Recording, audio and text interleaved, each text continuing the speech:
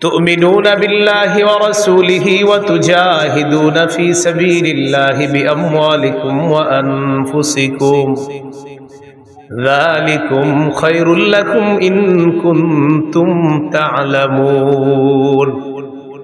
আল্লাহ বলেন, আমি কি তোমাদেরকে এমন একটা ব্যবসার কথা বলবো যে ব্যবসা তোমাদেরকে যন্ত্রণাদায়ক আযাব থেকে রক্ষা করবে?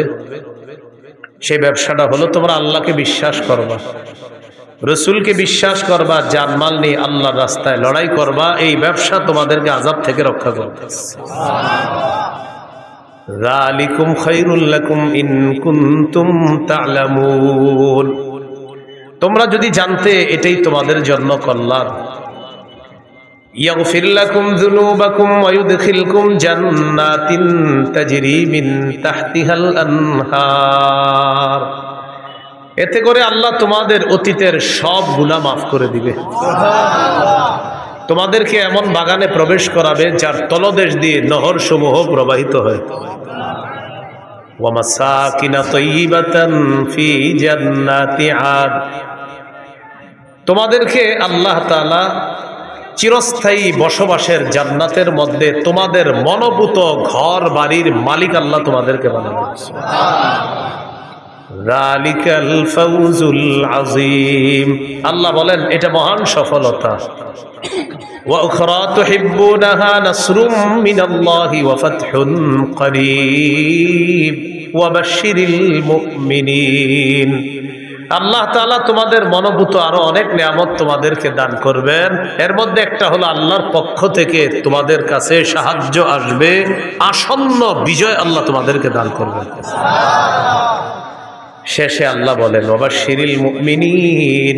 নবী মুমিনদেরকে আপনি সুসংবাদ জানায় দেন। সূরা হুজুরাতের 15 নম্বর আয়াতে আল্লাহ বলেন, ইন্নামাল মুমিনুনা আল্লাযীনা আমানু বিল্লাহ ওয়া রাসূলিহি সুম্মা লাম ইয়ারতাবু ওয়া জাহাদু বিআমওয়ালিহিম ওয়া আনফুসিহিম ফি সাবিলিল্লাহ। আল্লাহ তাআলা বলেন, প্রকৃত ঈমানদার হলো তারা যারা আল্লাহকে বিশ্বাস করে, রসুলকে বিশ্বাস করে, সামান্য সন্দেহ করে না, জানমাল নিয়ে আল্লাহর রাস্তায় লড়াই করে। আল্লাহ তাআলা বলেন, তারা হলো খাঁটি ঈমানদার। উলাইকা হুমুস সাদিকুন। আমি আল্লাহ পবিত্র কোরআনে তাদেরকে খাঁটি সত্যবাদী বলে ঘোষণা করলাম। ঈমান আল্লাহকে রসুলকে বিশ্বাস করা, সন্দেহ না করা, জানমাল নিয়ে জিহাদ করা। আল্লাহ বলেন, কোরআনে বলে দিলাম তারা খাঁটি সত্যবাদী। আবু দাউদের হাদিস 2504 নম্বর হাদিস। ক্বালা রাসূলুল্লাহ সাল্লাল্লাহু আলাইহি ওয়াসাল্লাম জাহিদুল মুশরিকিনা বিআমওয়ালিকুম ওয়া আনফুসিকুম ওয়া আলসিনাতিকুম। নবীজি বলেন, তোমরা মুশরিকদের সাথে লড়াই করো তোমাদের সম্পদ দিয়ে, তোমাদের জান দিয়ে, তোমাদের জবান দিয়ে। নবী বলেন, সম্পদ দিয়ে লড়াই করো, জান দিয়ে লড়াই করো, তোমাদের জবানের মাধ্যমে লড়াই করো। 1 নাম্বার নবী বললেন, মাল দিয়ে লড়াই করো। আমাদের দেশে জিহাদ ফরজ হওয়ার আগ পর্যন্ত এখন আমরা মাল কোথায় দিব? ফিলিস্তিনের মুজাহিদদের জন্য ফান্ড কালেকশন করে তাদের কাছে পাঠাতে হবে। এটা জান, এটা হলো মাল। আর জান, আমাদের দেশের বিজ্ঞ মুফতি সাহেবরা যদি ফতোয়া দেয় জিহাদ ফরজ, তখন জান দিয়ে জিহাদ করা। 3 নাম্বার, ও আলসিনাতিকুম, জবান দিয়ে জিহাদ করবা। ফিলিস্তিনের বিরুদ্ধে গোটা দুনিয়াও যদি এখন হয়ে যায়, গোটা দুনিয়ার বিরুদ্ধে আমাদের বলতে হবে। এটা হলো জবান দিয়ে বলতে থাকা। বুঝে আসছে সবার কথাগুলো? জিহাদের নিয়ত আছে সবার? কার কার আছে দেখি? মাশাআল্লাহ, হাত নামা। জিহাদের নিয়ত না থাইকা যদি মারা যান, মুনাফিকি মৃত্যু। সহিহ মুসলিমের বর্ণনা 1910 নম্বর হাদিস, 1910 নম্বর হাদিস। ক্বালা রাসূলুল্লাহ সাল্লাল্লাহু আলাইহি ওয়াসাল্লাম মান মাতা ওয়া লাম ইয়াগজু ওয়া লাম ইউহাদ্দিস বিহি নাফসাহু মাতা আলা শু'বাতিন মিনান নিফাক। কোন মুসলমান যদি মারা যায় আর সে জিহাদ করলো না, অথবা জিহাদের নিয়ত করলো না, সে মুনাফিকি মৃত্যুবরণ করলো। ক্বালা রাসূলুল্লাহ সাল্লাল্লাহু আলাইহি ওয়াসাল্লাম আলাইকুম বিল জিহাদি ফি সাবিলিল্লাহ ফাইন্নাহু বাবুম মিন আবওয়াবিল জান্নাহ। নবীজি বলেন, তোমরা নিজেদের উপর আবশ্যক করে নাও আল্লাহর রাস্তায় লড়াই করা। মনে রাখবা, জিহাদ হলো জান্নাতের দরজা সমূহের মধ্যে একটা দরজা। জান্নাতের একটা দরজা জিহাদ। ফিলিস্তিনের ছোট্ট ছোট্ট বাচ্চাদের মস্তিষ্ক তৈরি হয় ছোটবেলা থেকে যে ইসলামের পবিত্র একটা বিধান হলো জিহাদ। আমাদের দেশে মানুষ জিহাদের নাম শুনলে বলে ইন্না লিল্লাহ। কি বলে? মানে এটা আবার কি বললেন হুজুর? এই বিষয় ছাড়া অন্য কিছু থাকলে বলেন। মা বোনরা শোনেন, সন্তানকে শৈশব থেকে জিহাদের মানসিকতায় বড় করতে হবে। পৃথিবীর যে গতি দেখা যাইতেছে, মুসলমানদের মধ্যে প্রচুর মুজাহিদ বাহিনী তৈরি করা এখন সময়ের দাবি। আল্লাহ কথাগুলা বুঝার তৌফিক দান করে। قال رسول الله صلى الله عليه وسلم من قتل في سبيل الله فوق ناقة وجبت له الجنة। নবীজি বলেন, কেউ যদি আল্লাহর রাস্তায় লড়াই করে এই পরিমাণ ওটের দুধ 2 বার আপনি পান করলেন, একবার এরপরে আবার পান করলেন, এই যে মাঝে সময়টা গ্যাপ হয়, নবী বলেন এই পরিমাণ কোন ব্যক্তিও যদি আল্লাহর রাস্তায় আল্লাহর দ্বীন প্রতিষ্ঠিত করার জন্য লড়াই করে, তার জন্য আল্লাহর জান্নাত ওয়াজিব হয়ে যায়। এই জন্য জিহাদের নিয়ত সবাই রাখবো, বলেন ইনশাআল্লাহ। আবু দাউদের হাদিস 2484 নম্বর হাদিস, 2484।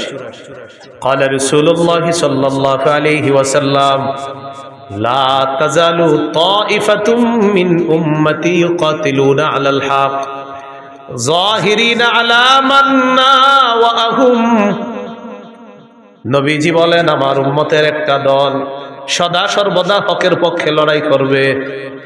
তাদের সাথে বাতিল লড়াই করতে আসবে, বাতিলদেরকে তারা নাস্তানাবুদ করে ছাড়বে, বাতিলদেরকে তারা সর্বশেষ পরাজিত করে ছাড়বে। যার বড় প্রমাণ হলো বর্তমান আফগানিস্তান। কোন দেশ? আফগানিস্তান। অভিভাবক বানাইছে কাকে জানেন? আল্লাহকে। কাকে? আমাদের অভ্যাস হলো এক তাগুত অভিভাবক বানানোর পর এটারে ছাইরা আরেক তাগুতকে অভিভাবক বানাই।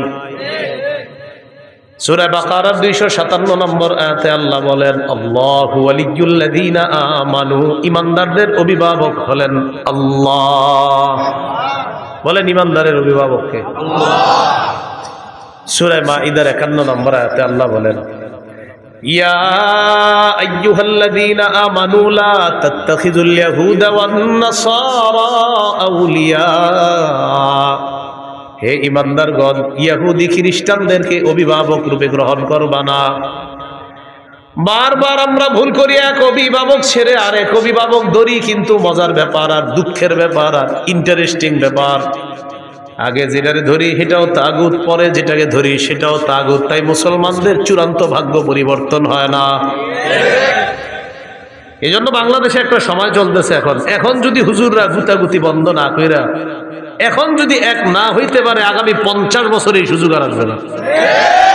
এটা এখন চলছে আমাদের বাংলাদেশের সব মুসলমানদের মনের দাবি একটা এখন, যে আমরা বাংলাদেশে ইসলামী মাইন্ডের কোন নেতা চাই। এটা সব মুসলমানদের মনের চাওয়া। আপনি খুঁজে দেখেন, হাঁটতে হাঁটতে সবার এটা চাওয়া। কিন্তু এই সুযোগটা যদি কাজে না লাগাই, পরে ওই এক তাগুত ছাইরা আরেকটারে ধরি, বৃষ্টি থেকে বাঁচার জন্য ঝর্ণার নিচে এসে দাঁড়াই। কোথেকে বাঁচার জন্য কই দাঁড়াই? কেউ আপনার ঝর্ণার নিচে কেন? ভাইরে বৃষ্টি, এখানে কি? ও আচ্ছা। এই ভুল বারবার করলে ভাগ্য পরিবর্তন হবে না।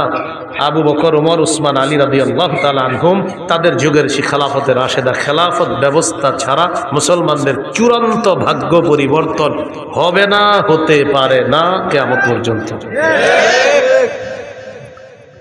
তো বলছিলাম, রাসূলুল্লাহ সাল্লাল্লাহু আলাইহি সাল্লাম বলেন, লা তাজালু তাইফাতুম মিন উম্মতি ইউকাতিলুনা আলাল হক। আমার উম্মতের একটা দল সদা সর্বদা হকের পক্ষে লড়াই করবে। যাহিরিনা আলা মান নাওয়াহুম, তাদের বিরুদ্ধে যারা থাকবে তাদেরকে তারা পরাজিত করে ছাড়বে। হাত্তা ইউকাতিলা আখির উম্মতি আল মাসিহাদ দাজ্জাল, এমনকি আমার উম্মতের সর্বশেষ দলটি দাজ্জালকে পর্যন্ত পরাজিত করবে। আমার উম্মতকে আল্লাহ বিজয় দান করবে। আবু দাউদের 2532 নম্বর হাদিসের বর্ণনা, 2532। এই হাদিসে কি বলে দেন? قال رسول الله صلى الله عليه وسلم ثلاثة من أصل الإيمان।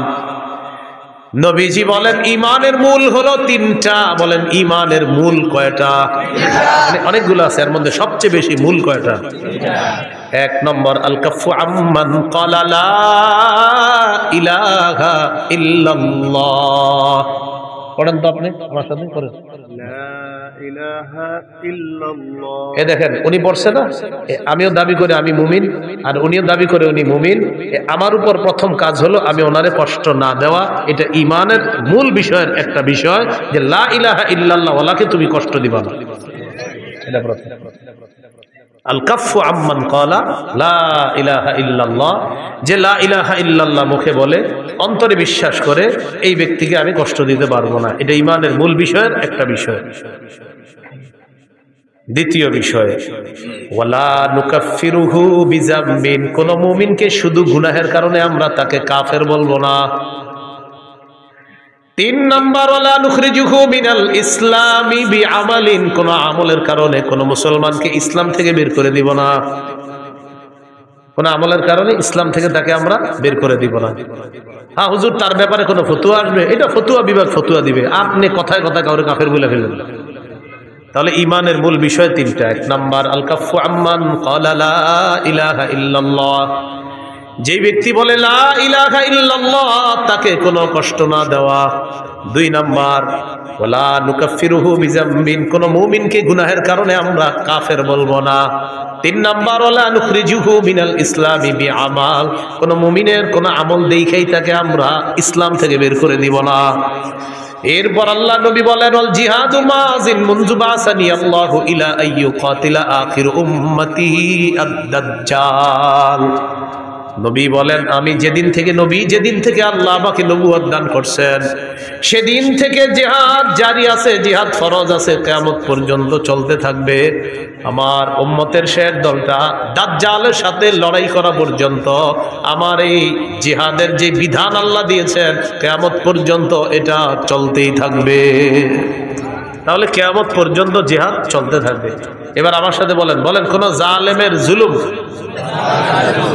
কোন বিচারকের বিচার জিহাদকে বাতিল করতে পারবে না। নবীজি বলেন লা ইউতিলুহু জাওরু জাইরিন ওয়ালা আদলু আদিলিন, কোন জালেমের জুলুম আর কোন বিচারকের বিচার জিহাদকে বাতিল করতে পারবে না। কোন দেশের সুপ্রিম কোর্ট হাইকোর্ট যদি ফতোয়া দেয়, হাইকোর্ট যদি এই বিচার দেয়, এই রায় দেয়, হাইকোর্টের পক্ষ থেকে যদি এই বিচার আসে আর এই রায় আসে, পেপারে আসে কি আসে যে দেশে জিহাদ করা যাবে না, জিহাদের বিধান বাতিল, নবীজি বলেন তোমরা বলে দিবা তুই বাতিল। কারণ বিচারকের বিচার তো জিহাদ বাতিল করতে পারে না। তো কেউ যদি বলে জিহাদ বাতিল, আপনি বলবেন প্রিয় ভাইয়া আপনি বাতিল, প্রিয় বিচারক আপনি বাতিল, বলবে এটা কোনো কথা? বলবে আমাদের নবী বলছে আপনি বাতিল।